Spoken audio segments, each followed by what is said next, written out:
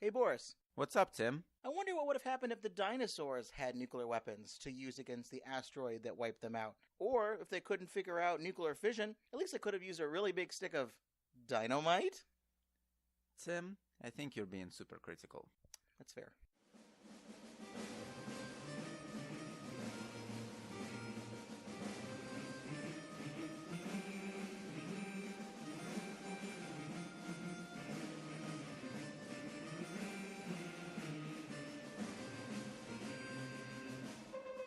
Welcome to another episode of the Super Critical Podcast, where we delve into the fun and oftentimes nonsensical way pop culture portrays nuclear weapons. My name is Tim Westmyer, someone who studies nuclear weapons and works in nuclear security for a living. I'm in California this weekend on vacation. So, my usual podcast host, Gabe, is stuck back in Washington, D.C., trying to figure out the difference between an asteroid, a comet, a meteor, a meteoroid, a meteorite, and a metroid. I'm fortunate, though, to be joined instead by our returning special guest, Boris. You may remember him from our episode on the Hunt for Red October. Boris, thanks for coming on the podcast. Thank you, Tim. It's great to be back. I heard that there were some rave reviews regarding my first appearance. I could not pass the chance to come back and provide my witty and caustic and all kinds of awesome commentary on these trio of movies that are beloved by the audiences everywhere. Well, and just to say again, I neither study nuclear weapons nor work on nuclear security for a living. So your results may vary. Generally a smart person, though. Always on my bucket list was to do an escape room. You know, those places you go, you get locked in a room, you have to solve some puzzles to get out. I always wanted to do one of those with Boris. I got to do that this weekend. He's a smart guy, so listen to him even though he, didn't get an MA in WMD. But we are hanging out in his apartment in San Francisco this weekend. We were in wine country, we were canoeing, we were hiking. But of course, I had to be that guy. You know, that friend of yours who always ruins nice moments by forcing his friends to watch movies about nuclear weapons? Yeah, that was me. We are going to talk today about a trio of movies where the planet Earth is being threatened by an asteroid, and the only possible solution to save humanity: nuke it. We're going to talk about three movies. First, Meteor. A movie most people probably have not heard of. It's from 1979, a low-budget U.S.-Hong Kong joint production. Stars a bunch of people we do know. Again, Sean Connery returning. Not only Boris is returning guest here, but also Sean Connery from the Hunt for Red October. Natalie Wood, Henry Fonda, and Martin Landau are also in this movie. Longtime podcast listeners here will remember Henry Fonda as someone who played the U.S. president both in this movie and in the 1963 movie Failsafe. So check out that episode that we did on that particular movie. This movie was nominated for an Oscar for Best Sound. The sound wasn't too bad. At least you have to admit that. The sound was quite good. Good for 1979, yeah. And then we're also going to cover two movies, a pair of them from 1998, that most people are probably familiar with or at least have seen or heard of. Armageddon, the Michael Bay classic about the asteroid that can only be destroyed by having some oil men drill into it and put a nuke inside. May I just add that it's not only Michael Bay, but Michael Bay and Jerry Bruckheimer, so you get twice the explosions in half the time. Excellent. And Deep Impact, directed by Mimi Leder, who also directed another movie we covered on the podcast, The Peacemaker, a very good movie with Nicole Kidman and George Clooney. So check that one out as well. The whole premise of these movies are that there is an asteroid incoming, or comet or meteor. They changed the name of what they actually are. Some incoming object, extraterrestrially from outer space, of natural, not life form. Right, no aliens there. Yeah, no aliens. Yep. That we know of. It's heading towards Earth, and we need to do something about it. And the solution in all these movies is to use nuclear weapons in some manner, right? This is not just a debate only for movies and these kind of pop culture items. You know, the people have discussed this as a real-life possible scenario for decades. There was a 2006 NASA report that recommended nuclear weapons and nuclear explosives, because they're never really called nuclear weapons most of the time. They're usually a nuclear device of some kind, right? Like a nuclear test device isn't a weapon. A nuclear weapon is some sort of nuclear device that explodes, plus the delivery mechanism. So if you have a nuclear missile with a nuclear warhead, there you got a nuclear weapon. If you got a bomb that's dropped from an airplane and kind of floats down to the ground with a parachute, perhaps, that's a nuclear bomb. Just semantics of people following along with what's going on in my head. But this 2006 NASA report recommended nuclear explosives as the optimal deflection mechanism to deflect the asteroid and push it to its side, try to get it off its path to hitting the Earth. We also learned in 2014 in a Government Accountability Office GAO report that the National Nuclear Security Administration, the NNSA, that controls and manages our nuclear force. This report that nuclear weapons components, specifically those containing highly enriched uranium, that those are being removed from a scheduled dismantlement, quote-unquote, pending a senior-level government evaluation of their use in planetary defense against Earth-bound asteroids. So clearly people have been talking about this and been thinking about this. And me personally, my first came across this not in movies or film or anything, but in high school debate. I was one of those people that was if you knew a high school debater, the ones that talk fast, and that was me and my debate partner, Jason. What Tim means is that he was not a Lincoln Douglas debater, but rather a policy debater. We like our style of debate. Okay. But... Nerd joke over. Please continue. There we go. And we had an argument that we would run, which was if the topic was get rid of all nuclear weapons, and a team that made that argument, we would say, sure, but what if we kept like 5 or 6 and kept them under international control, and they were just going to be used for stopping asteroids? Sounds like a pretty reasonable conclusion. We ran this argument so much and won on it 95% of the time, and it got to the point where we were in a playoff, out round situation, and there was a team. I won't say that school. Mind you, was this high school or was this college? This was high school. Okay. We made them flip over a table at the end of the round because they came up to us beforehand and said, "Are you going to run that stupid asteroid argument?" We said yes. They said, "Don't do it because we're ready for it. We know you guys run that." And we said, okay. We ran it. They lost both the round and their tempers. So this is something that's always kind of been close to my heart. And now that I have a podcast where I talk about movies and nukes, there's no way I wasn't going to bring up the asteroid argument at some point. Tim the D-Sad King. What can I say? So let's get super critical here.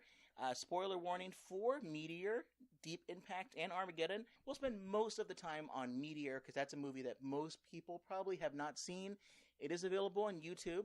I don't know if it's necessarily a legit copy. You can buy that copy here and there, but it's definitely fully available on YouTube. So I recommend checking it out.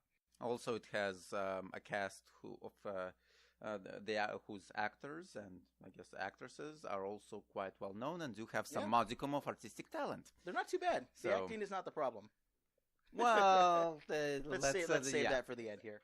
I will also say that Boris's wife made us delicious Manhattans, and it's on theme because in all of these movies, Manhattan gets destroyed or attacked at least in some form by flying rocks. What else is new? I am kind of sad that I think in none of those movies does the Golden Gate Bridge here in San Francisco get mauled, mangled, or destroyed. Deep Impact? I do not believe so, but let's get into it later. Okay. Let's check it out. All right, so Meteor, 1979. The movie opens with a low-budget, low-budget, Star Wars-like opening credits crawl through space. And then all of a sudden it becomes like a Twilight Zone narration about asteroids and space and how asteroids in space want to kill us. The asteroid belt. A vast junkyard of metal and rock orbiting the sun between Jupiter and Mars. Thousands of fragments. Some as small as a fist, some as large as a city. And amongst these, Orpheus. 20 miles in diameter and undisturbed for countless generations. Until now.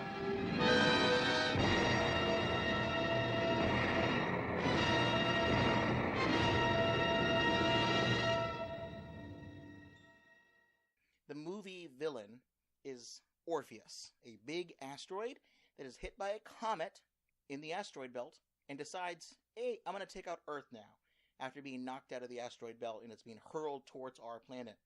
The only people that can stop it is Sean Connery. His character's name, Dr. Paul Bradley. We meet him. He's trying to win the America's Cup, that sailboat race. But the U.S. Coast Guard has orders from NASA. I guess they're taking orders from NASA now to take him in. They put him in a helicopter. They bring him to Houston for this space emergency. I think it's the NASA director tells Connery, who used to be a NASA employee, that the Challenger 2, which is a space station, and it's unclear about what timeline this movie is supposed to be taking place. Yeah. The space station they have here is a little fancy. It looks like Skylab, but it has the ability to maneuver around in space and instead of just stick itself in orbit and circle around the Earth. But anyways, it's told to take some pictures of Orpheus, and of course, while it's being taking these pictures, a comet hits it, and a big chunk of it destroys Challenger 2, and also this 5-mile wide piece is heading towards Earth in 7 days. Ignoring the fact that an object traveling from the asteroid belt to Earth would probably take 6 months, but 1 week that lets you have a lot of pressure on our characters here. But then NASA says, Connery, you're the one that can solve this problem. We're going to send you to a meeting in D.C. with top men who will discuss what to do about the asteroid. They keep mentioning this thing, right? They keep mentioning... Yeah, it's unclear what that thing is at first, right? Yeah, called Hercules. Yeah. So far we have Hercules and Orpheus. We're going to run through the whole gamut of Greek mythology here. And we find out, it's funny enough, when he gets sent to D.C., there's a little side thing. They send him on a commercial flight. So even though it's the most important thing in the world, they still make him fly coach, which I thought was pretty funny. Hey, come on, it was the 70s inflation time, so government was strapped. So before Star Wars. Yeah, exactly. Probably, literally. Yeah. No, I guess a little bit after Star Wars. But before Star Wars, that one. The real one. The Space Defense Initiative. Exactly, Got it. So Cosmonaut Connery turns out was the creator of Hercules, which is a space station that he wanted to have, float around in space and also have like 14 nuclear missiles.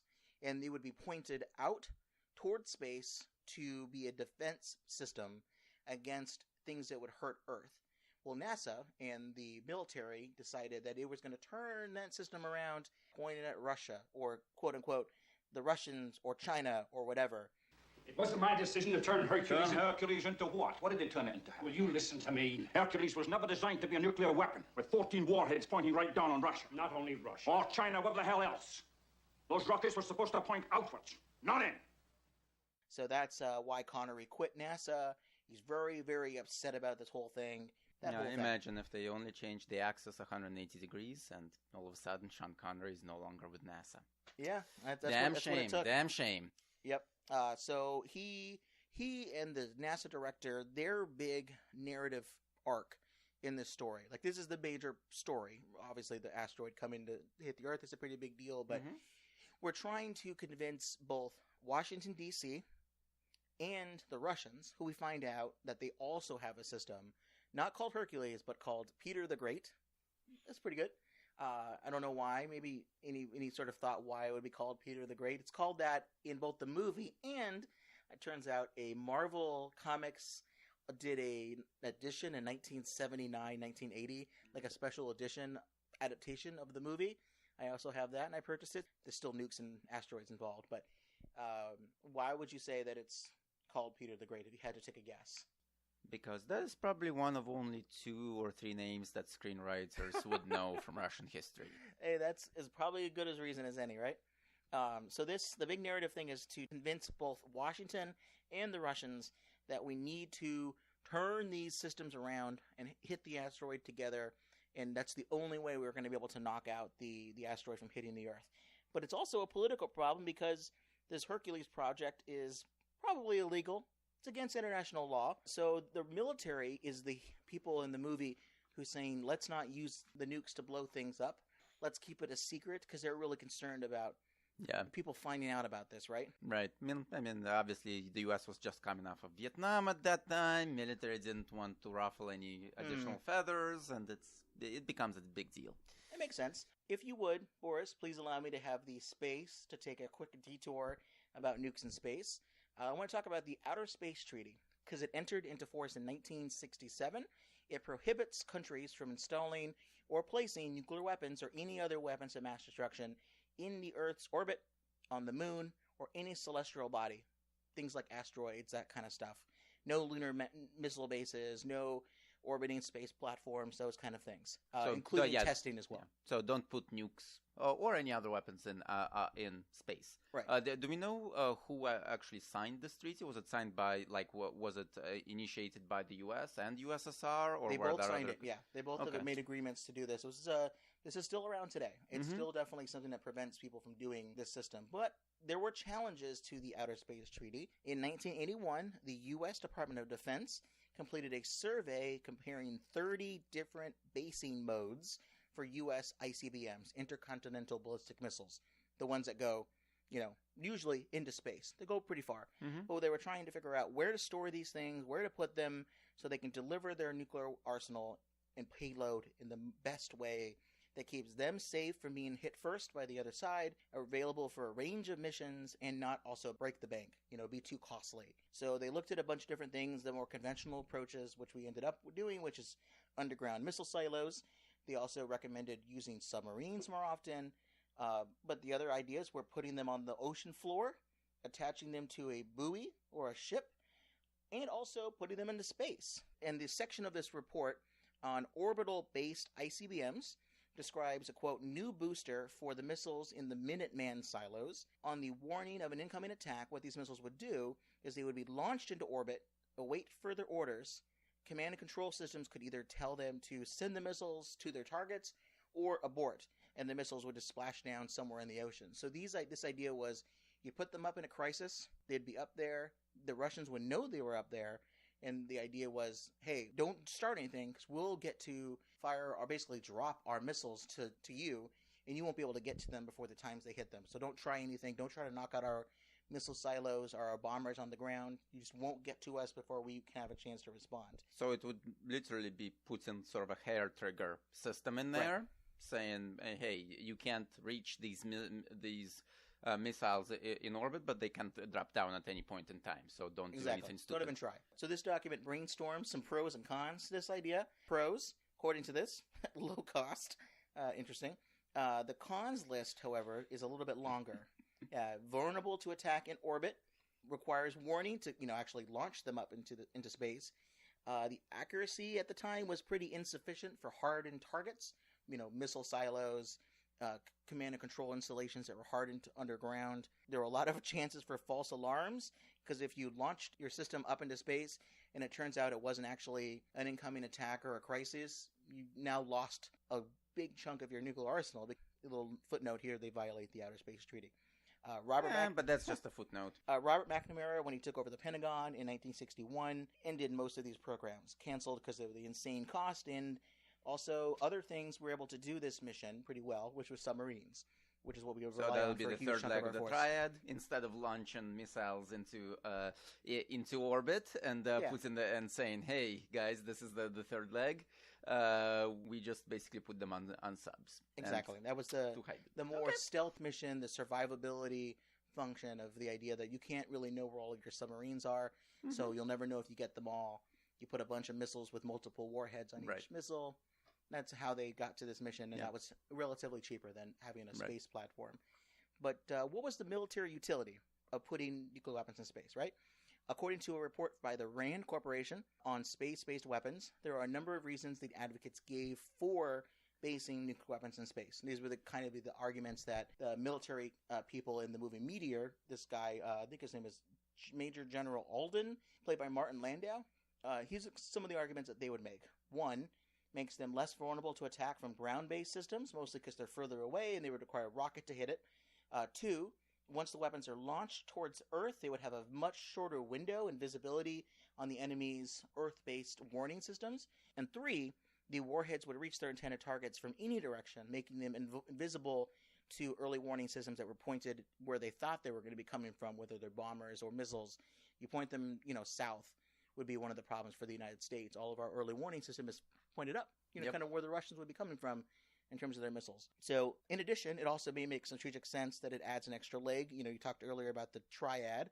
Well, instead of just missiles, subs, and bombers, it might make them more like a quadrad. Or if you count the Army's tactical nuclear weapons, like the Davy Crockett, the nuclear artillery, all of those things, it's like a supercritical quintuple? you'd have like 5 different legs instead of just the 3. And some people made this moral argument. The idea is that in warfighting, you tend to target the other side's military installations. Mm-hmm. But if you put military installations, which tend to be pretty close actually to civilian populations, means that if you do a counterforce targeting, which is I'm only going to hit the other side's military, you're going to end up with a lot of civilian casualties. But if all of our warfighting is done in space, because that's where all of our nuclear weapons are, there's a less likely a chance that civilians would get hurt. That's the argument. Probably not true, because it would never only be that. It would be that plus something else, right? We're talking about multiple legs of the triad, not just submarines and space platforms. It's going to be probably all of them. Yeah, I don't think they really thought that one through completely. No, the moral argument's not super strong. But the main argument that people made is, look, anytime you have the ability to take a weapon and put it somewhere where the warfighting can happen, it's going to happen. Whether it's underwater, whether it's on land, whether it's, in the air. If you can militarize it, it's inevitably going to happen. So let's get to it first. Let's be the first ones up there. The human nature argument. Right. Different kind of morality. Well, we're gonna fight it, or we're gonna do it anyway. So since we can do it first, why not? Right. Well, what about the other side of this debate? There's the idea that it violates international law. Sure, that's certainly a concern for people. But the military usefulness and strategy arguments, why not put them in space? A couple things here. One, turns out that hitting a target on Earth from space is really hard. You have to make sure that the delivery platform is in the right orbit. There's a very narrow window when it's available to actually hit its target, unless you then put up a lot of fuel for the rockets to fly around. But then you lose that argument that it's quick, right, and you won't be on radar for too long. There's only probably a narrow window of like hours or certain days that this is best used. So you lose that ability, that flexibility. 2, if the delivery system malfunctions or explodes, you're going to have some unintended damage to other space platforms, or you have radioactive debris flying around, landing on Earth. That's not so good. If something breaks, you have to send somebody up to fix it. Instead of it being on a submarine where there's crew that can work on that when it's being dry docked. If you have a missile silo, you can have somebody out there with a wrench, fixing things. If it's in space and the communication system break down, what are you going to do? It's going to be pretty difficult, and things like solar flares and other kind of disruptions can break it. Also, it's really difficult to harden the platform against an attack from an anti-satellite weapon. The Naval War College Review argued that an anti-satellite weapon fired from Earth could disperse something as simple as sand, pebbles, from low Earth orbit. And it's like the movie Gravity, which I know you don't like, but I really, really like. You put those little objects in orbit, and when they get to the space platform, they will tear right through it because of the speed that everything's going to be traveling. Simply doing that is enough. And you can try to harden your space platform against those things, but that means armor. That means maneuverability if you want to move it around. And that just makes it heavier and more costly and all that kind of stuff. So the idea is, once submarines started to serve the strategic role of orbiting platforms, what they thought they would be doing, invulnerable, invisible, all that kind of stuff, they fell out of favor. Yeah, and if I may add one more point, you do have to actually launch all of this into space in the first place. So it's expensive, yeah. It is expensive, and it is also not 100% successful sometimes. Yeah. So do you want to lose one of your nuclear weapons, or it explodes? Do you want to irradiate your entire nuclear launch or your entire launch complex? Would Florida or Houston like that? I don't know. We do not know. But once again, it's Tim, just like you pointed out, it is costly, and it's very far from 100% success rate or 100% effective. Even both getting the platform out into space, maintaining the platform, and making sure that the platform can actually do what its designers say it can. Well, these are all great academic points that we're making here. But clearly one side won in the movie Meteor, the military. They said, we're going to put this platform up there. Thank you, Sean Connery, for the idea. And Hercules will be used against the Russians or the Chinese or whatever. Well, the Russians find out about Orpheus, the asteroid. There's this interesting little scene where they're walking kind of towards the camera somewhere where there's a lot of snow. And they're like, Orpheus looks pretty bad, but we're not going to talk about it. We're not going to talk about our systems because the Americans will never they'll never talk about their stuff. So I think we're just going to be kind of stubborn about this. When you see that same stubbornness, too, in Washington, as the different characters debate about whether or not NASA can use this to, prevent an extinction level event. It's kind of funny that the arguments that people make, like, well, there's an asteroid incoming that will destroy everybody, but really we want to make sure that we save face here. We don't work with the Russians. We can't trust them. We can trust the asteroid more than we can trust the Russians, it kind of seems like here. I think so. I mean, the asteroid you can negotiate with, but the Soviets... You're in charge of Project Hercules, and if the result of this meeting is to make use of There's nothing else we can use. The only thing we've got out there is Hercules. Damn it. Hercules is not up there either, as far as anybody but we are concerned. And it's got to stay that way. We have never admitted to Hercules. And if we admit to it We now... have to. You can't keep the whole world in the dark about what's going on. Once they know that a 5-mile hunk of rock is going to hit somewhere at 30,000 miles per hour, the people will want to know what the hell we intend to do about it. You're going to tell the entire world we have nuclear rockets orbiting out there in direct contradiction to every international agreement we've ever made? That's an invitation to being called liars and warmongers. The international murderers if we don't. What do you want to do? You want to go out there and meet him with BB guns and slingshots? Please, gentlemen. I think it's kind of funny, though, that usually it's the military who are the heroes in these kind of movies.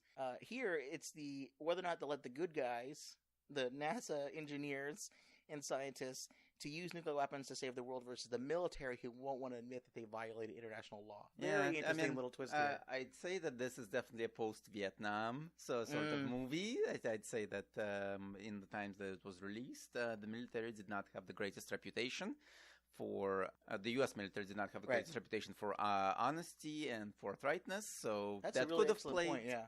Henry Fonda, that actor, he's got a lot of credibility with the American people, not only because he saved the world. I guess he did, just spoiler alert for failsafe, he did authorize the own U.S. nuclear weapon attack against New York City to prevent the Russians, because we accidentally blew up Moscow, to prevent them from retaliating against us.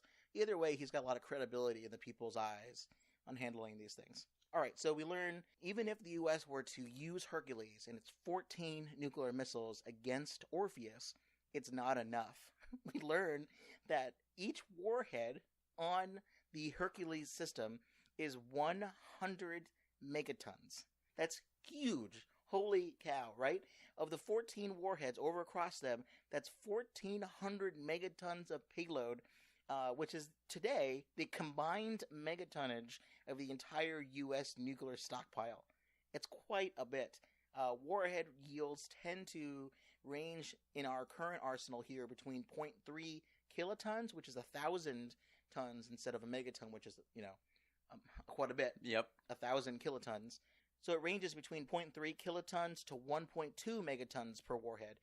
The largest ever nuclear test, the Tsar Bomba, done by the Soviet Union, was 50 megatons. Theoretically, it could have been 100 megatons if they just would have, given it more fuel, a little bit more of a booster.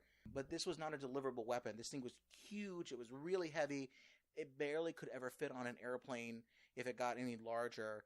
Like, it's not something you can really deliver quickly and stealthily. So to imagine... So what you're saying is that something of that size would just not be able to be launched into orbit, period.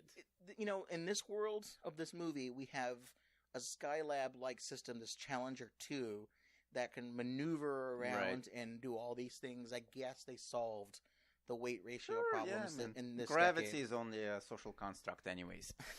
Well, here's what we need to be constructive about this. We need more megatonnage. I keep saying more megatonnage. And who More else, is better. Well, who else could possibly offer such megatonnage, Boris? Let me see, Tim. Would it be the Soviets, per chance? The USSR. Yes. Oh. So what you're telling me is that even if we admit to Hercules, And I give you my permission to realign the rockets, we still need more firepower, more nuclear megatonnage, more rockets? That's right, Mr. President. Well, Mr. Secretary, do we have more rockets? Not in space, sir. Then what the hell are we supposed to do? Conjure them out of air? Mr. President, will you confirm what I'm about to say? The Russians have their own equivalent of Hercules out in space. True or not true? True. Mr. President, we need the combined power of theirs and ours. Before, though, we can get our buddy cop movie between the U.S. and the Soviet Union, we have to convince the Russians that this is a good idea.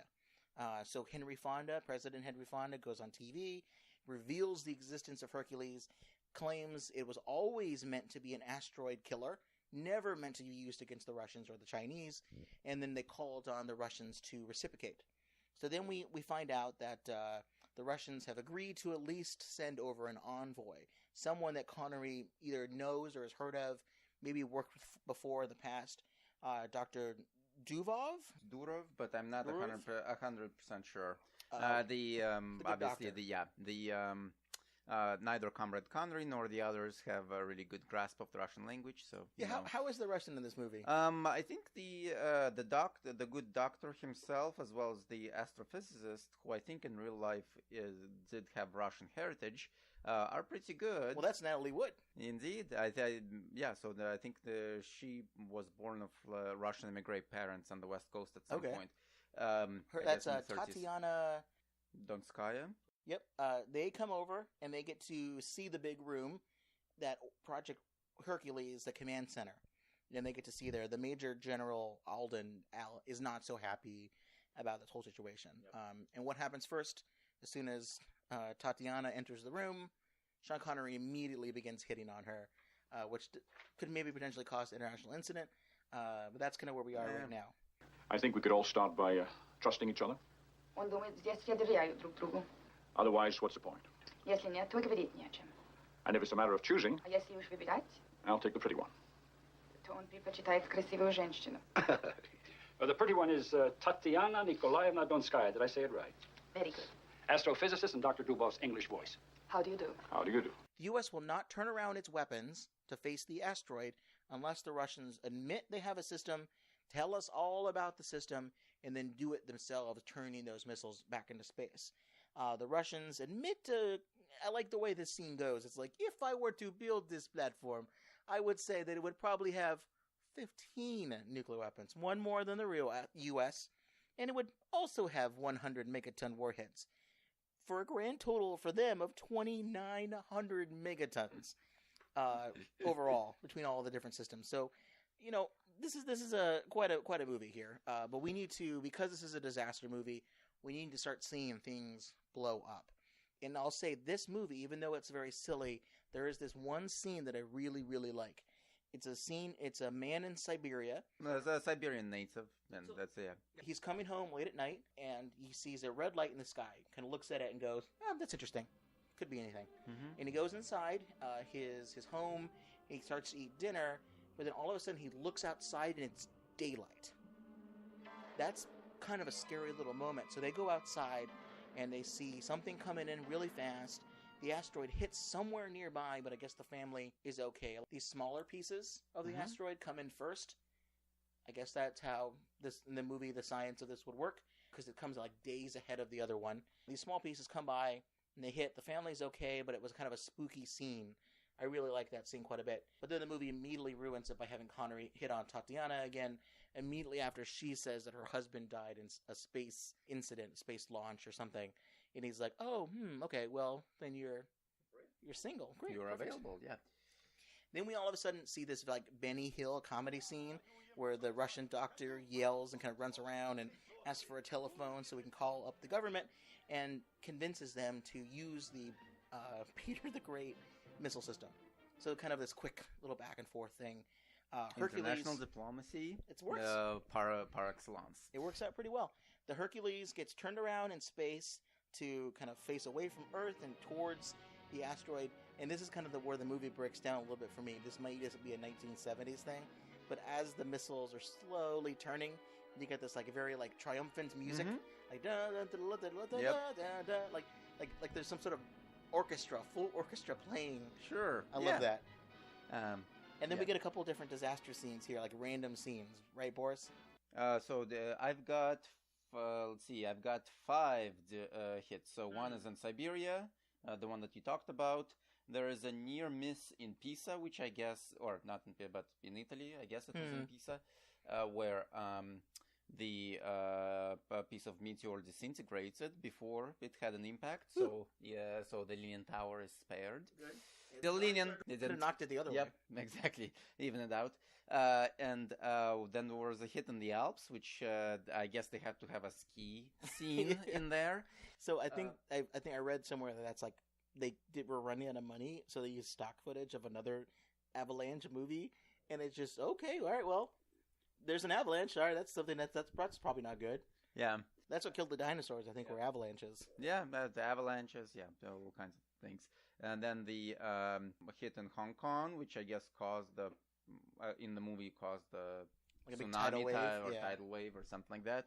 And then finally the hit on Manhattan. Yep. So the U.S. and the Russian rockets are, they're about to launch towards the asteroid, and then a piece of the asteroid hits Manhattan and like knocks out the command post, but not before the missiles are kind of left their platform. Yep. We see the missiles, like dozens of the missiles. So what is it? 29 of the missiles get launched into space. Yep. For some reason they keep burning fuel the whole way, which is not usually how these work, but space you push but it. It looks nicer, A, and B, I'm pretty sure they reused a bunch of that footage to extend the movie. They keep showing the same shot over and over again. Yeah. And then the missiles hit the asteroid. They hit them in 3 increasingly larger waves, like 2 missiles, then 8 missiles, then all of the missiles all at once. We see these like flashes of red and white nose cones that jump back and forth. And then, which I found hilarious, a like 2-minute long sequence of the bomb exploding and the whole screen slowly turning red. And it goes on for such a long time. And then finally, when it dissipates, the asteroid is gone. So it like completely vaporized. Gone. Yeah, exactly. Completely gone. We're interrupting our coverage of the New York disaster to bring you an official announcement just received from Houston. 3 minutes ago, at 10:38, the combined rockets of the United States and the USSR struck the meteor, which has for 5 days been coming towards us. The danger is past. Then we have like an anticlimactic scene where everybody, because of Manhattan being hit, they have to escape through the sewer tunnels, and then there's flooding from the river. And the subway, and it's super gross. It kind of looks like the Willy Wonka chocolate river, and everyone's just like splashing around in there. But you're like, why do we care about this? An asteroid just got destroyed by 2,900 megatons, but we need to make sure that our heroes can wade through mud. Yeah, so in terms of background, the substance that was used in the scene, bentonite, I believe they had to film that scene for 2 days straight. And I think a few of the actors even got sick from ingesting a bit too much of it, and it cost a full, I believe, either a quarter or a third of the entire movie budget. It's like a 2-minute scene. It's not necessary. I'm at this point already checking my Twitter or something, asking the wife what she wants to do tomorrow. Like, the movie's over at this point. But the maker of the bentonite, I'm sure, was very happy. He probably had a very nice set of Christmas presents. Meteorites are good for bentonites. Yeah, exactly. So at the end of the movie, we see the U.S. and the USSR. They come together on the tarmac before the Russians fly back to Moscow or somewhere.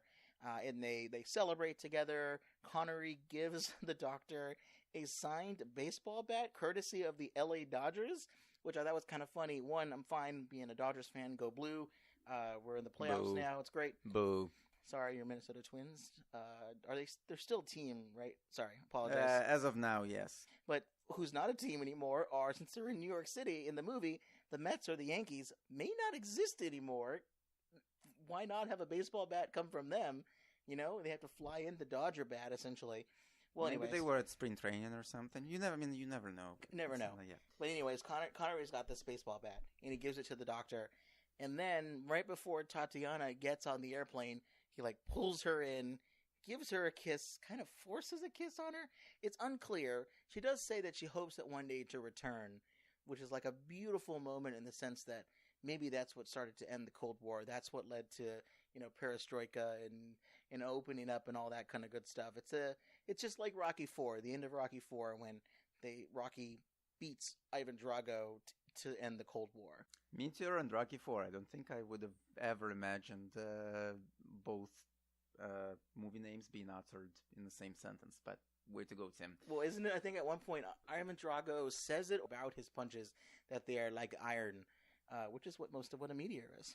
Anyways, at the end of the movie, we have this like scene at the very end. There's like word on screen that says that it's based off of this Project Icarus. So now again, we got some more Greek mythology here. Project Icarus. They just say in the movie it's based on Project Icarus, an MIT study. So the movie, if you had any problems with it, take it up with them. Right, those kids over there in MIT. So this is what this is based off of. It's a name of a 1967 MIT study, the Massachusetts Institute of Technology. Project Icarus is a class assignment given by an MIT professor, Paul Sandorf, and he gives it to graduate students in a systems engineering class. The goal of the project was to use rockets that were currently available to deflect or vaporize a meteor named 1566 Icarus. And this was in 1967, mind you. According to an article in Wired magazine, which I'll link to in our show notes, here's the plan. So they're going to delay NASA's first manned lunar landing by about 3 years and use 6 Saturn V rockets that were earmarked for the moon program to launch towards Icarus. One 44,000-pound nuclear warhead with a destructive yield of 100 megatons. Now, at that time, they may not have known this, no such weapon ever existed. You know, remember what I said about Tsar Bomba? It was 50 megatons, could have been 100, but it didn't exist. But at least you can argue the students didn't know that, right? So it was classified, possibly. So they wanted to basically tie 6 launchers together, Saturn V's, on one. At least they would. Each of them would carry up one of those, of 100 megaton warhead. Wow. Okay. Each of them would do All that. right, interesting. Okay. The missile would be launched from the ground, though, not from space. There wouldn't be a space orbiting platform. The missile would detonate at a distance of between 50 to 100 feet from Icarus, and the students estimated that a 100 megaton near-surface nuclear blast would excavate a crater of about 1,000 feet wide, and the effect of that explosion would have, push Icarus's course a little bit further away. They didn't know with exact precision, but they figured it would push it further enough away that it would reduce its velocity, make it slower, and kind of lose its path on Earth. Deflect it. Deflect it a little bit, yeah. Yep. If you have enough of a lead time and something's traveling right towards you, if you just push it a little bit to the right or left or up or down in space, there's no up and down and all that, it would make it so that it doesn't hit you. That was the plan. They estimated that the project would cost about $7.5 billion, and that it would have a 71% chance of diverting the asteroid. Also a 1.5% chance of fragmenting the asteroid and causing it to even more damage than if it were just to hit on its own. But, well, omelets, broken eggs, that sort of thing, yes. Exactly. So this project was done, and because of its subject matter, very popular. It made its way throughout the public consciousness. Time magazine ran a story on the project that was turned eventually into a book. The movie, though, decides to have Connery's Hercules system so powerful that it completely vaporizes the asteroid instead of just deflecting it. And they also went from 6 100 megaton missiles to like 29 100 megaton missiles. They certainly make this pretty big, right? They try to have a deep impact on the asteroid. So that's all that we have for Meteor. Please, I know you may have already seen these 2 movies, but we're going to run through them really quickly, just so we have we're all on the same page before we begin our movie discussion. Boris, you were the one who drew the short straw to watch Deep Impact. Why don't you summarize Deep Impact for us here? Absolutely, would love to. So this summary does not contain the character names, just the names of the actors, because I could not be bothered to learn the latter. So, and you didn't even bother buying the movie. You went to the library and got all the movies. Absolutely, yes. That's what I do most of the time too. Folks, please go to your local library and support it. It is an invaluable source of information on all matters nuclear and non-nuclear. And now with that PSA, let's go onwards to Deep Impact. Deep Impact is a sub-story about how nuclear weapons could not save the world, or at least a large chunk of it. A high school wannabe astronomer magically discovers a comet that is heading on a collision course with the Earth. Instead of alerting everyone, the US government covers it up for a few years. Why not?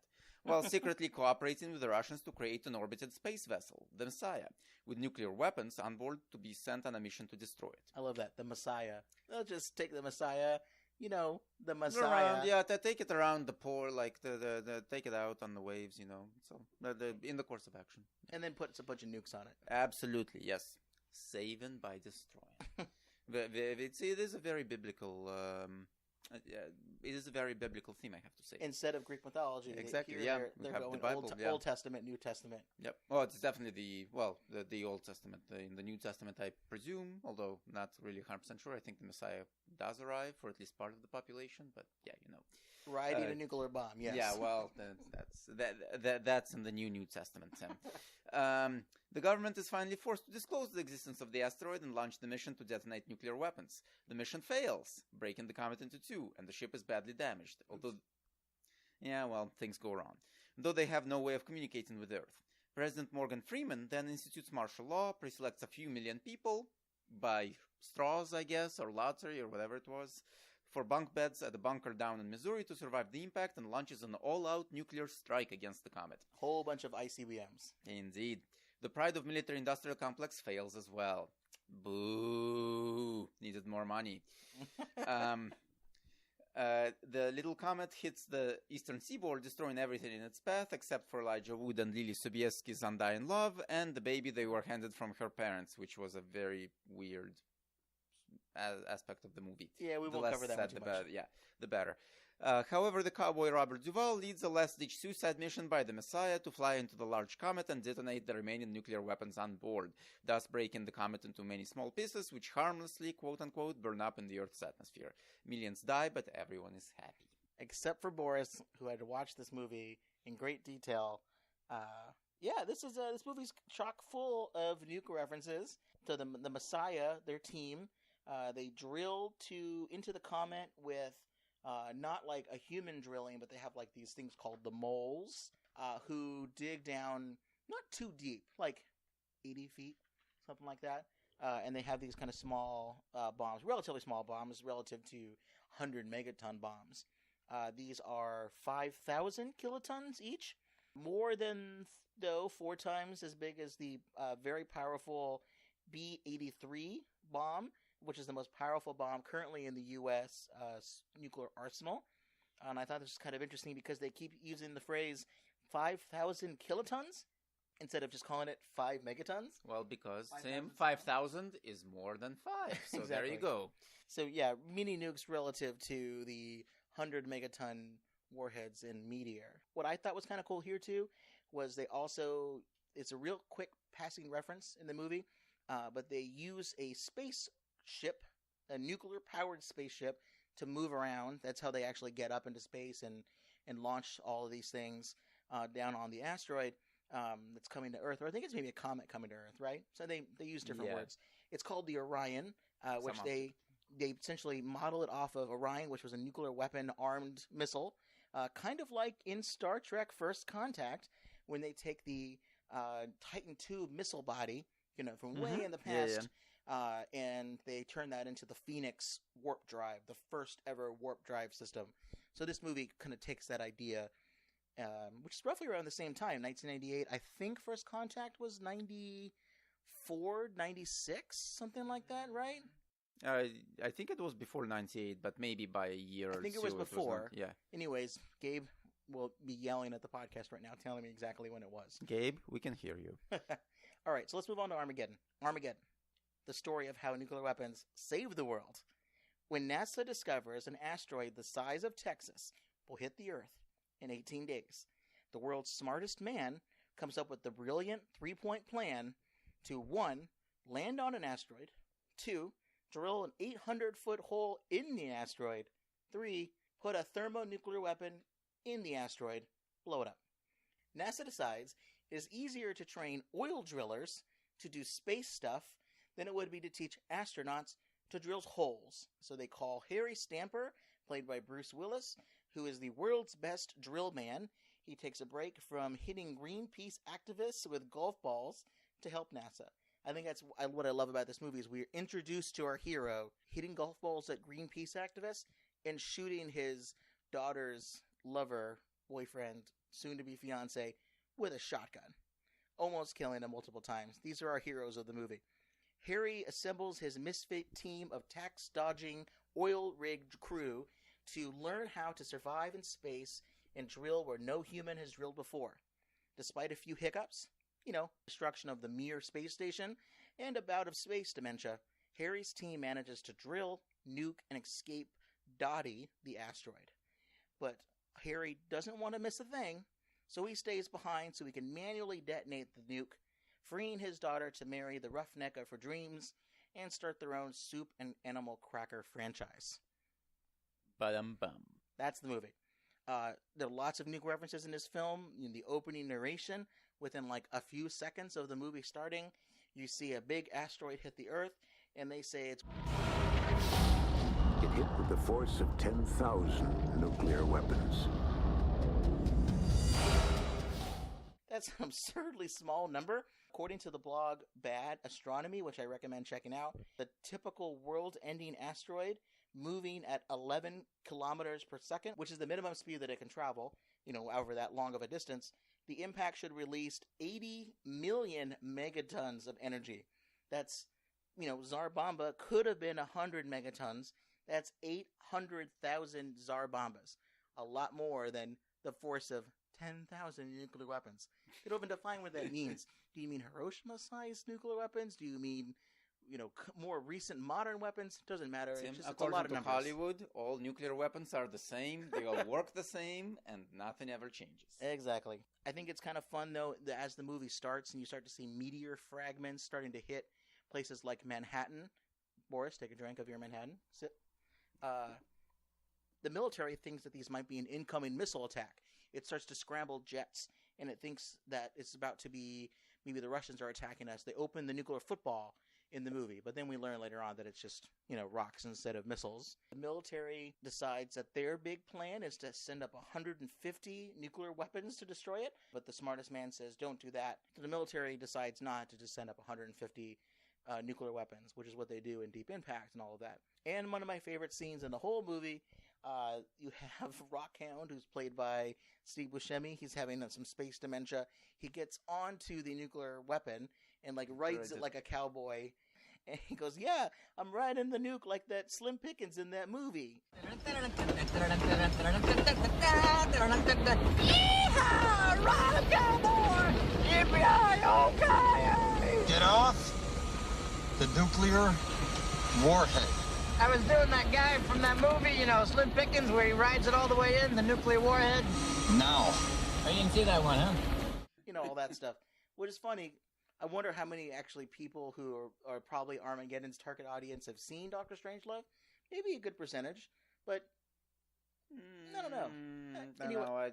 I don't know that the two audiences really overlap. Well, I appreciate it. Then, kind of like this scene here too, Rockhound immediately opens up the first space branch of Global Zero, yelling, no nukes, no nukes, no nukes. No nukes, no nukes, no nukes. Yep, good stuff. Indeed. All right, so we've talked about Meteor. Mm-hmm. We've talked about Deep Impact. Mm-hmm. We've talked about Armageddon. Mm-hmm. Let's compare and contrast. Let's break this down. Let's do what no one else has probably ever done before, which is really get super critical about these three movies. This is our Asteroids versus Nuke discussion. The first thing I want to kind of mention here is the tail of the tape. Which meteor has the best name? In the movie Meteor, it's a 5-mile wide fragment of Orpheus, the asteroid.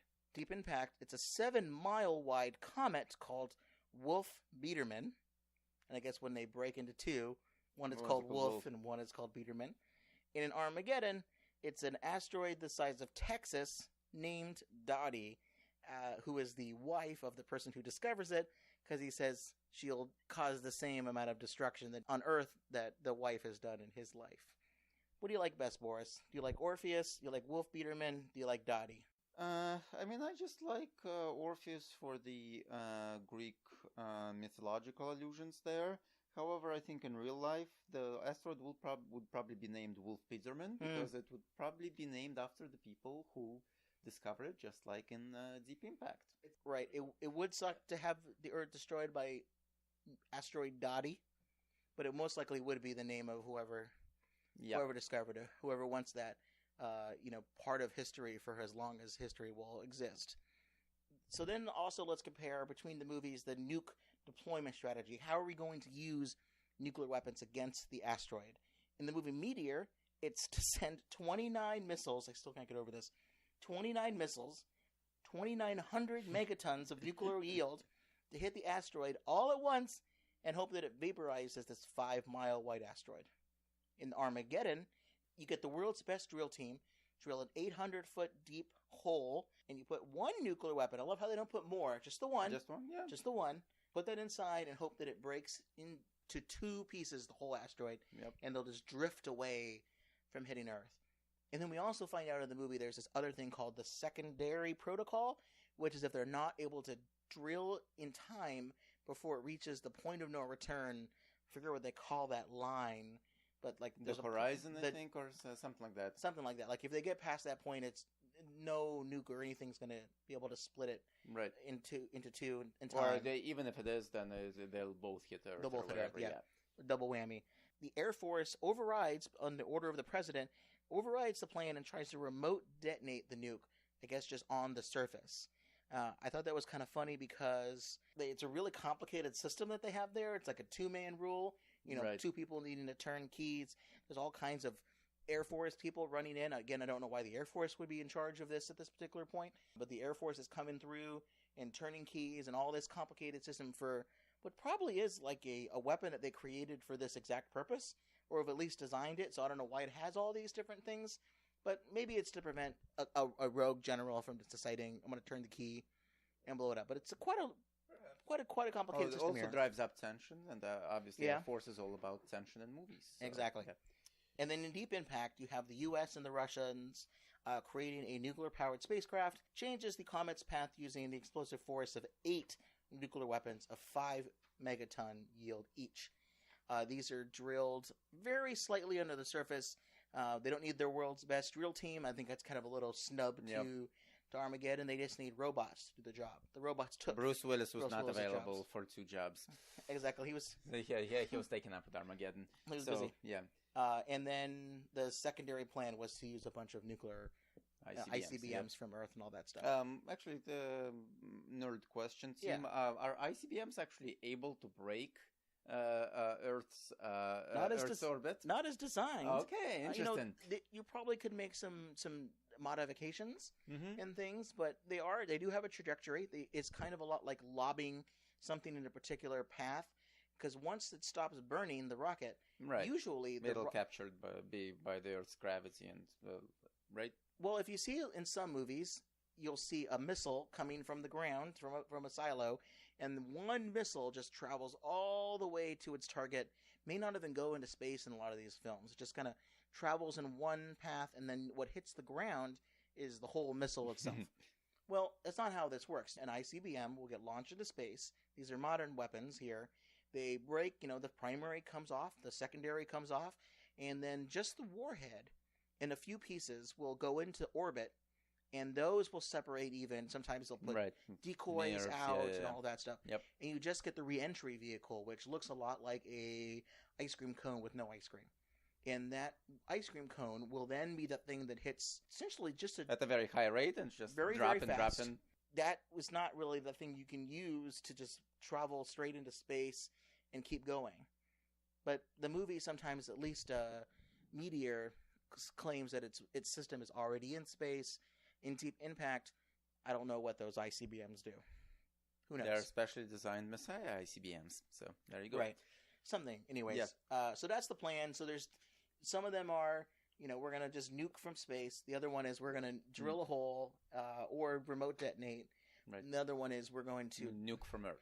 Nuke from Earth or the other one. So they're trying everything they possibly can. It kind of covers the full gamut here. This does reflect, and I'll explain this in a second, the different opinions that experts have on what's the best way to go about doing this. And then there's also, in all of the movies, some pretty strong international collaboration between the U.S. and Russia. In Armageddon, they use the Mir space station. They never call it the Mir space station. Even the Russian on the Russian space station calls it the Russian space station and not like Mir space station. Because most of the audience would not get the reference, and well, when did that enter the Earth's atmosphere and burn up? Mir, I think in early 2000s, I believe. I'm not 100% sure. Yeah, there's a lot of things in this movie that don't exist anymore. Yep. In Armageddon, anyway. So it's like that. There's a couple different references to things that existed in the 90s but no longer exist today. Payphones, yeah. Exactly. In all of these movies, Meteor, obviously, it's a big component of it is the international collaboration. The asteroid is the thing threatening Earth, but the real villain is the Cold War conflict between the U.S. and the Soviet Union, right? And then in Deep Impact, there's a lot of collaboration on the actual system itself. Were there any Russians on the Messiah that was being commanded by Robert Duvall? Do you remember? One of the astronauts or cosmonauts was Russian, but I believe he meets. Or no, I think he comes. I think he's one of the people who survives to the very end, if I'm not mistaken. Well, they all of the Russians in the movies, I think, all have like a little bit of a quirky nature to them. They're never just like the straight face, serious. Let's get this job done. Like one of them is a little bit of a weirdo in Meteor. In Armageddon, he's a kind of a crazy. I've been in space by myself. I'm going to talk crazier about version cowboys. of Steve Buscemi. Right, exactly. He's the Steve Buscemi equivalent. And then I think in Deep Impact too, he's not definitely a normal guy. Right. He makes corny jokes and such, and not great. So there's international collaboration, but we can't just let them off the hook. Unfortunately, a real live Russian bear was not available for any of the movies, so the directors chose to omit that particular aspect. And then let's talk about the results, because all of these movies have different impacts. Once you use the nukes, there's a different impact. The movie Meteor totally vaporizes the asteroid. Everyone is saved. There's a few damage points here and there, but really, other than like Manhattan having a part of it hit, right? Everything else is fine. Like there's an avalanche. Sure, people die in the avalanche. That sucks, but it's not like Hong Kong gets it. But I forgot about Hong Kong. That's okay. No, at that point in time, no one cared about Hong Kong. So I mean, but yeah, overall, it does not seem not like too bad. Yeah. Deep Impact. From what we know.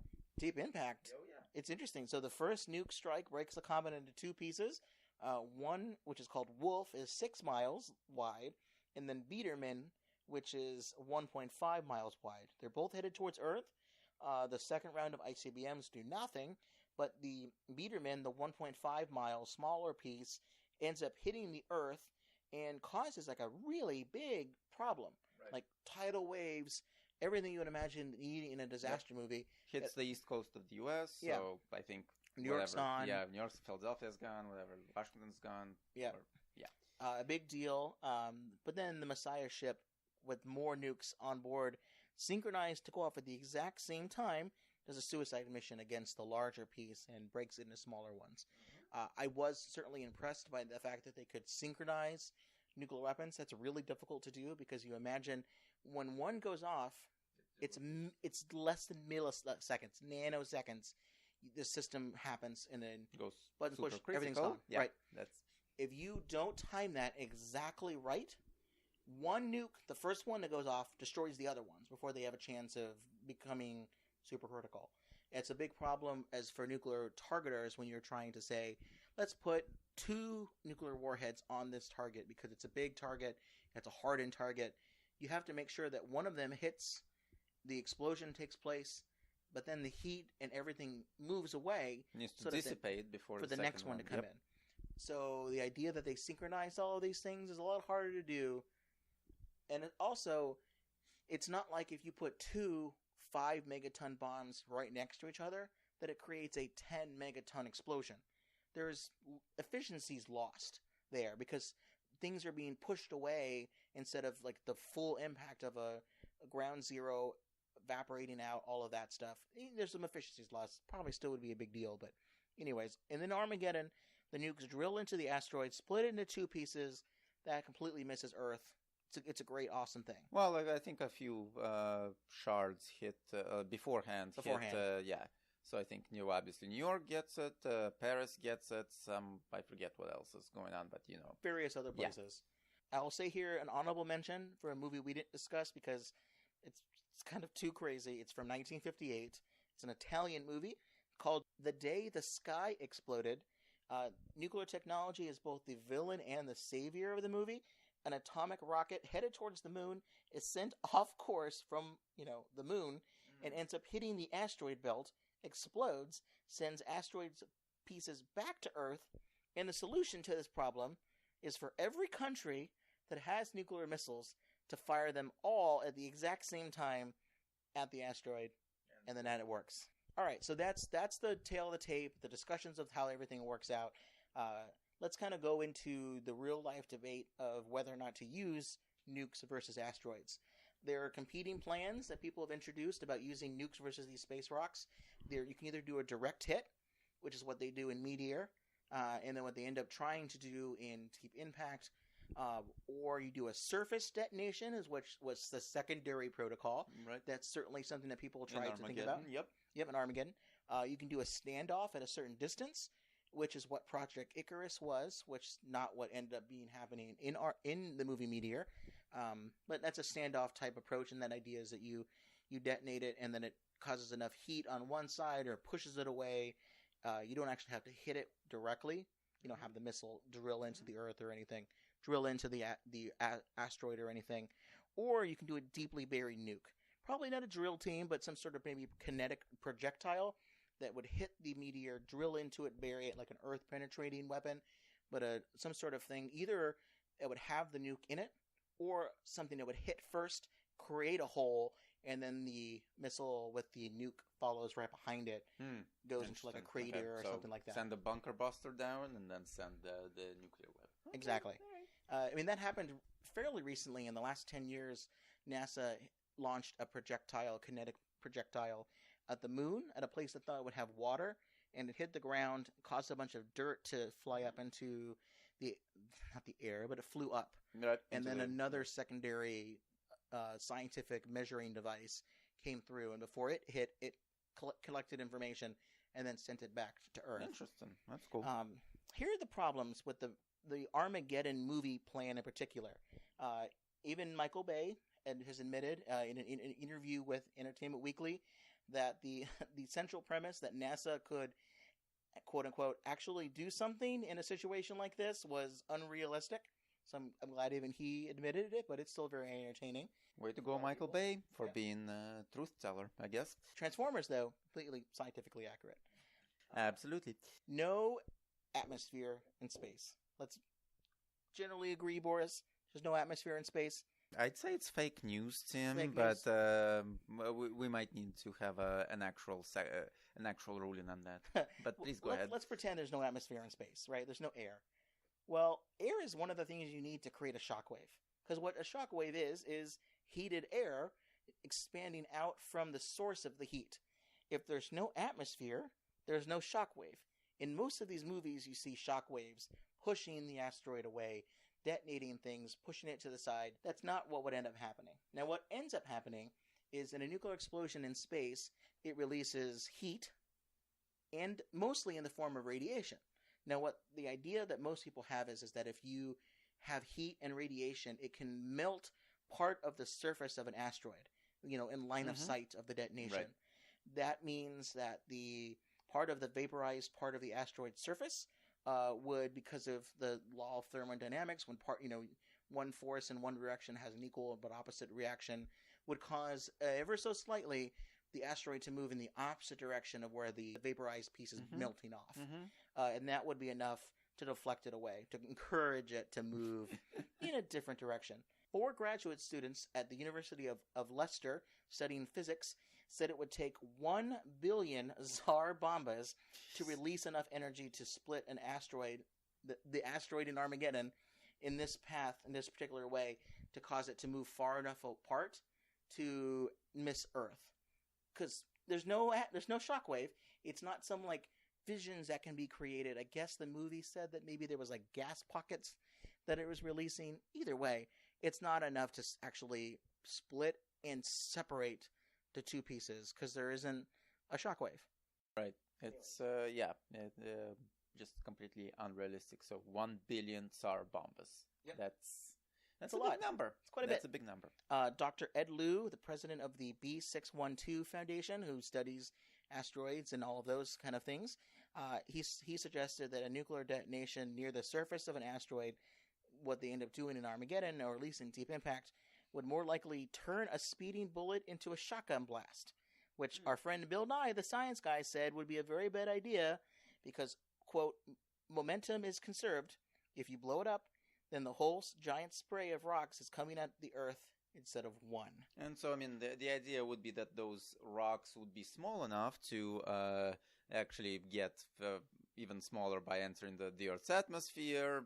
Like part of it would melt or would be sheared off, and that the impact would be minimized. But still, that's that's a lot to hope for. That's a lot to hope for. Exactly. But you know what? Some people are hopeful. Some people are just forever optimists. And those that are believe that using nukes against asteroids are a great idea.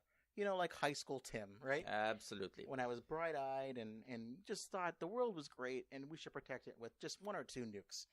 For larger objects and shorter response times, these people will argue that a nuclear explosion is your best bang for the buck because of the huge amount of energy that it can release. It is the only option. And this is what Bong Wee, who is a professor and director at Iowa State University's Asteroid Deflection Research Center. So this is an expert. And there's an entire research center for asteroid deflection. Exactly. Bob Weaver of Los Alamos National Laboratory said, quote, that it would be blown to smithereens, a 1,600 feet long asteroid used in one of their studies, assuming that the asteroid is 25% porous and hit with a 500 kiloton nuclear blast. The asteroid will be blown to small, tiny, harmless pieces that would be spread outwards too quickly to be drawn back together. Because this is something that people have discovered about asteroids, is they're not one solid piece of iron or iron ligament or something they call it in the movie Armageddon. It's not just one piece. Most of these are like closely held together, small pebbles. They're porous. They're like a sponge or like a sandstone or something along those lines. So the idea is that you don't need as much energy from a nuclear weapon to actually deflect it or break it into small pieces because these things are different than what we initially planned. We'll learn more about asteroids the more times we study them. You know, the more occasional nukes we shoot at them as a test. We'll figure it out. Weaver said that these calculations would show that an object, a very porous one, a nuclear explosion would probably mitigate a potentially hazardous object. So these are the people that think nukes should be used against asteroids. But there are other ideas that people have come up with to use other kinds of technology to divert or deflect or destroy asteroids that aren't nukes. Because one person in particular, Jay Malouche, who is a professor of Earth, Atmospheric, and Planetary Studies at Purdue, he thought that, asteroid defense, quote unquote, was probably just another excuse for keeping the nuclear arsenal large and all together. He thought that there were other non-nuclear ways of defending the Earth. Things like a gravity tractor, which is, they kind of joke about this in Armageddon when they have the nerdy scientists at NASA coming up with different ideas. You know, what the gravity tractor would do is it would use thrusters and a gravitational tugboat. It would attach itself to the asteroid and would just slowly kind of pull it in a different direction. Not immediately, but, slowly over time. Imagine you're walking down a long street with your friend and you're kind of like slowly edging them further and further into that mud pile that they're going to fall into later.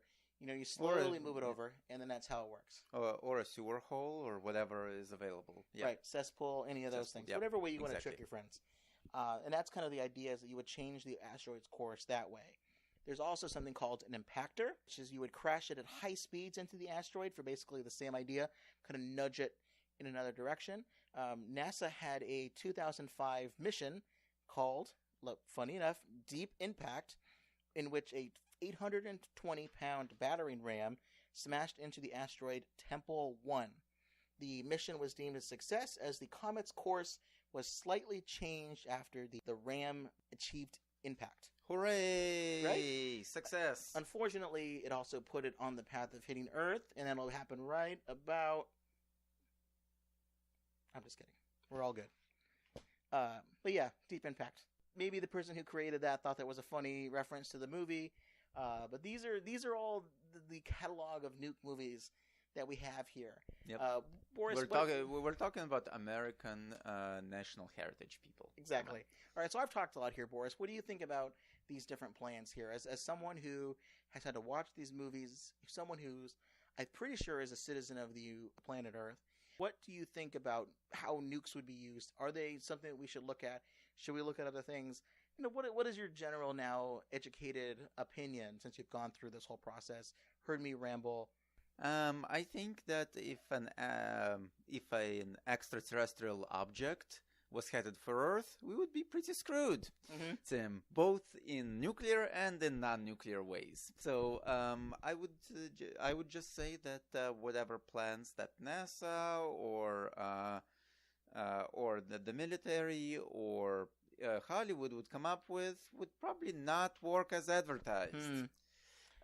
You think we're all just going to have to end up being in bunkers and hope that you win the lottery, that your genes will be surviving into the future, living in a bunker?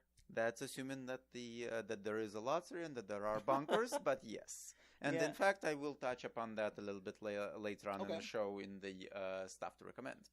Excellent. Okay. Well, it's definitely one of those things, if this were to happen in real life. In the movies, all of these films, they learn about the asteroid, and then they have days to come up with a solution. It's a lot like the ticking clock argument for torture, is if there's a ticking nuclear bomb somewhere, and you have a terrorist who knows where the bomb is, you do anything you can to get the information from them. That scenario, as popular as it is on 24, the television program, the once popular, very popular with me back in the day. That scenario is not what usually happens. Very rarely, probably never. Most of the time, torture would end up causing someone to say whatever you wanted them to say, causes incredible, psychological and physical harm, violates treaties, violates morals. Those are all the things. Makes you a much worse human being. Yes, all of those awful things. In the movies, these three that we chose to watch here, the scenario is always they have a few days, so let's use what we have available. Nukes. That's what we have. That's the most powerful thing we've got. What would probably happen in real life is we would notice an asteroid coming towards Earth months, maybe even years in advance. So we would maybe be able to try out a variety of these decisions. But what ends up happening, I think someone makes this argument pretty good in the research that I saw here, which is once you use a nuke against an asteroid, if it breaks it into smaller pieces, they will hit Earth. And you also no longer have any other option. You can't have a tugboat if your boat you're towing is in 50 pieces, right? And all of them are heading towards the harbor and all that stuff at an incredible amount of speed and all of that. If you have a nuke and it doesn't work, but it causes like radiation damage on the asteroid, then you have to be careful about putting Bruce Willis onto that asteroid later on because it's radioactive. And especially Ben Affleck. And especially, I think Ben Affleck's fine. He's radioactive proof and all that stuff. So you have all these different scenarios that you do. So maybe you try a couple different things at first. One of the things that's really important about this is that all of these movies kind of have automatic cooperation between the U.S. and the Russians and everything. But why nowadays would we just assume that China, the United States, Europe, Russia would all say that, yeah, I think the other countries have a pretty good idea of how to do this? There's no reason why China wouldn't be trying to do its own thing. Russia would be doing its own thing, and the U.S. would be doing its own thing, or Europe, Like, I just think that that's something that's important and it's interesting that the movies a little bit just, some of them, I mean, obviously Meteor, its major plot is to convince countries that we're all under the same threat. I don't really think Meteor does a great job of that. Like, why they make that decision all of a sudden to work together as opposed to not working together. I mean, it seems obvious to us, right? There's an asteroid coming. You do what you need to do. But anyways, that's clearly a critical, important component of this, and that's why you have all these centers like at Iowa State University that are trying to come up with ideas now, and then that way you can work together with colleagues around the world so that if this were to happen, you'd already have networks created, connections, ideas, all of those things, so you wouldn't be starting from scratch and not have to come up with, well, we've got nukes, let's use them. Exactly. I mean, as you pointed out, nukes are really the option of last resort. Because if nukes will not, if nukes will not succeed, you basically close up all other options to success. And that I think is what people, what a lot of the people do not fully grasp or comprehend. Nukes are definitely the last resort. They're the biggest option that we have, and it closes off all their other options. But you still have to figure out, right? We have to weigh your options. You have to rate them. Hey, let's rate the movies. We rate our movies here on a consistent 1 through 5 rating. 1 being the worst, 5 being great, something you'd recommend to somebody. So we have a consistent rating. But because we're super critical about the plots, I'm also super critical about my rating system. I want to tailor it to the film that we're talking about. I've crunched the numbers here, Boris. 1 out of 5 Texases. We all know that apparently Texas is a universally understood unit of measurement. Indeed, right? it is. That's what Armageddon teaches us. Yep. It is not advised to mess with 1 Texas, but if you've got 5 Texas, it would be severely detrimental to your physical and mental well-being to mess with 5 Texasi. How many Texases would you give this? You can either give them to each of the movies or overall, however you want to do it. I'm going to do each movie. I'd give the overall experience of all 3 movies really 1 out of 5 Texases. Ouch. Texasi. Because, I mean, let's be honest, none of those movies were created really with an eye towards educating the populace at large. And the other aspects of those movies, other than perhaps special visual effects in Armageddon, were really all that much to write home about either. Okay. Well, I'm going to be a little bit more kind. I'm going to give Meteor a 2 to Texas. Whoa, okay. Armageddon 2.5 and Deep Impact a 3. And Tim, you surprise me. And here's why. I think the Deep Impact I really like. Not most of the scenes on the spacecraft with Robert Duvall. I forgot how terrible those are. They're not very entertaining. He phoned it in. But I like all of the Morgan Freeman scenes. All of the scenes where our plan didn't work. What are we going to do? Let's come up with essentially an option to survive this. And you start to see that kind of consequences of people's actions happening. I really like that angle to it quite a bit. I think Armageddon gets a 2.5 because even though people make fun of it and all that stuff, it's still a very entertaining movie. When I said that I was going to watch one of these films for the podcast, Jennifer, my wife, said, "Can I watch Armageddon with you? I love Armageddon." It turns out it was because she really likes Ben Affleck. But she also was entertained by the movie and said, "I remember this movie being good. I still like it." Tim, you are correct in that entertaining. regard. Armageddon is not Pearl Harbor. Exactly. And Meteor, I recommend everyone to watch Meteor, but I'm still never going to give it more than a 2. It's really corny and bad in certain places. It's got some really bad interactions between male and female characters in the movie, but it's still kind of interesting to see all of the space scenes and how weird it is to see missiles very slowly turned around towards the asteroid. But then the music you're watching is when Rudy gets his first tackle in the movie Rudy.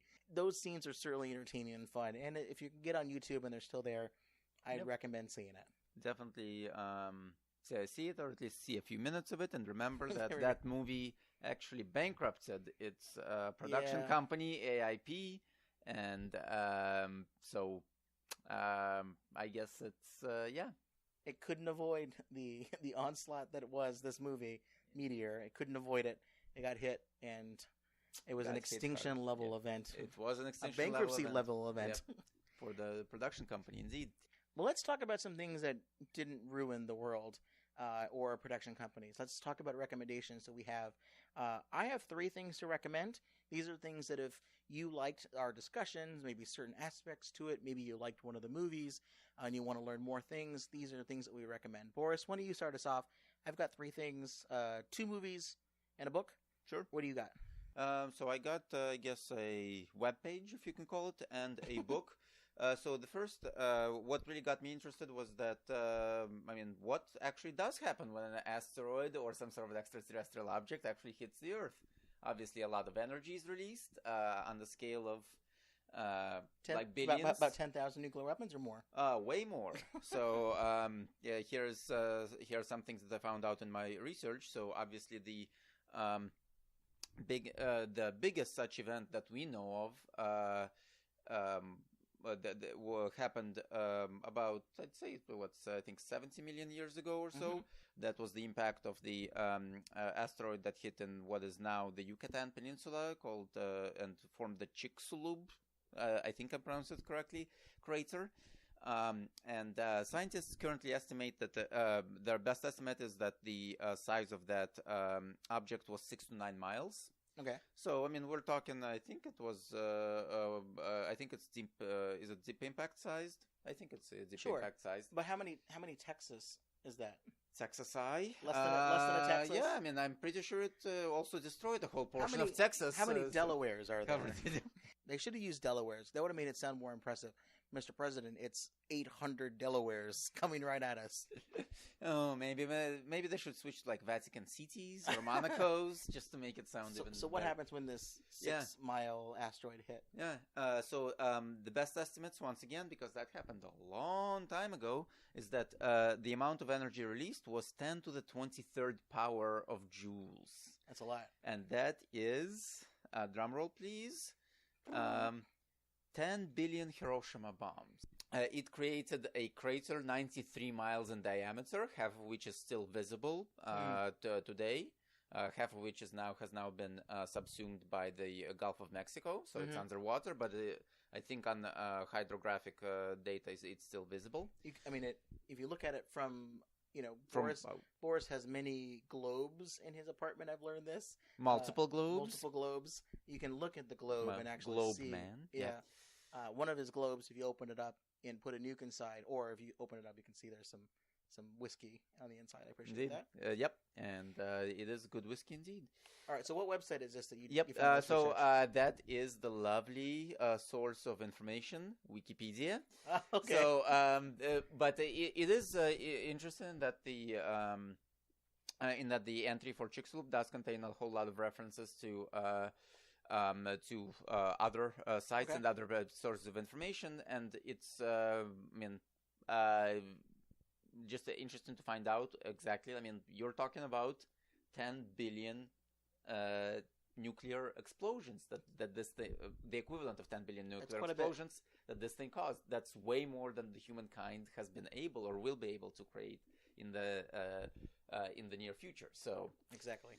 All right, we'll link to that article on Wikipedia. Yep, exactly. And then the second, I do have a book, and that book touches up on the on an asteroid, or at least a meteorite event that happened in the last century, the so-called Tunguska meteor, which hit in a faraway corner of Siberia in 1907, I believe. And to date, they have not been able to find out if there were any fatalities from it, because it hit in a very remote area, and the people who may have been killed, we just don't know about them. But the aftermath, there are some pictures also on the internet and in the book that I'm about to recommend, is such that I think several miles worth of forest and dense forest just fell down because of the both the sonic boom that accompanied it, as well as the impact of the meteorite. And the best guess is that the meteorite actually disintegrated before hitting the ground, but it still caused an immense amount of damage. This sounds interesting. What is this book called? The book is called The Tunguska Mystery, and it has been published in 2009 by a Russian astronomer. So I'll get you that information so you can look it up. I think I see here that it's on Amazon. So I will link to that. Good. All right. So I've got 3 things here. One I've recommended before, but I think it's really cool to read. It's called Space Weapons, Earth Wars. It's a RAND study that I mentioned a little bit earlier.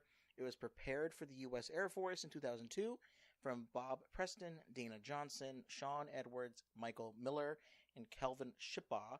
It discusses the pros and cons of space platform weapons, not just the ones that we kind of discussed in the movie, but a variety of different kinetic, non-nuclear, nuclear, all kinds of different systems. So if you want to learn more about this, check out that report.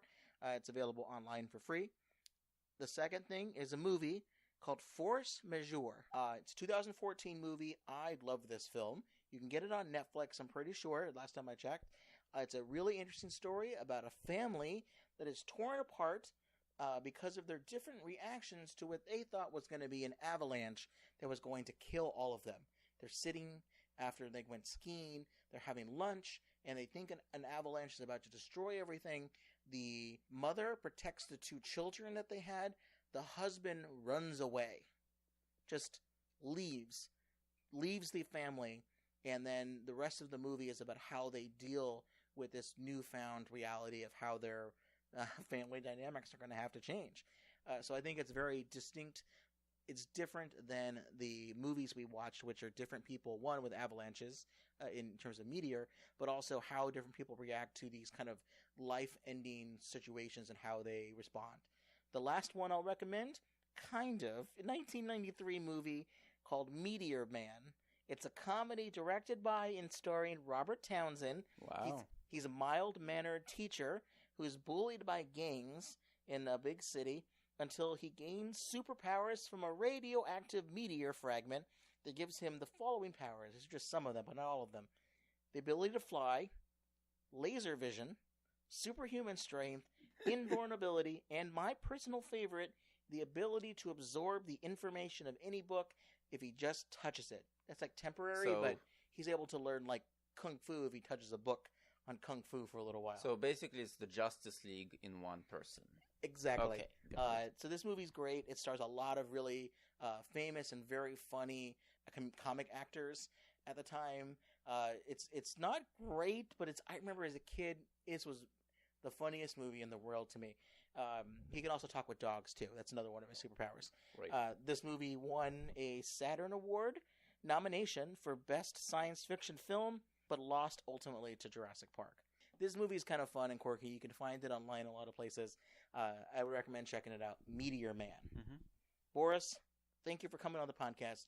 Thank you for letting me ruin our wonderful weekend, my vacation, you hosting us at your house. I ruined all of those things by making you watch and talk about these movies, but you're a good trooper. I appreciate your friendship, and thanks again for coming on the podcast. Thank you for having me, Tim.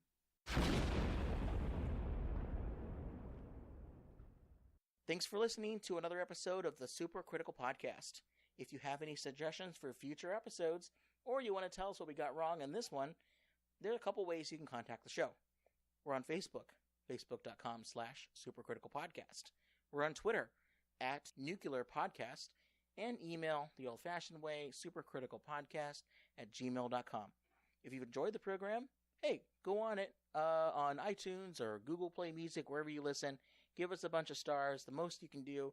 Leave a review. Tell us what we should be covering in the future, what you thought about meteors and asteroids and nukes and whether or not that possible combination will work out. Let us know how you think about it, and then that will be appreciated by us, help us grow the show, all that good stuff. Until next time, this has been Tim Westmyer. And Boris. And remember, if it's pop culture and radioactive, we're bound to get super critical about it. Have a good one.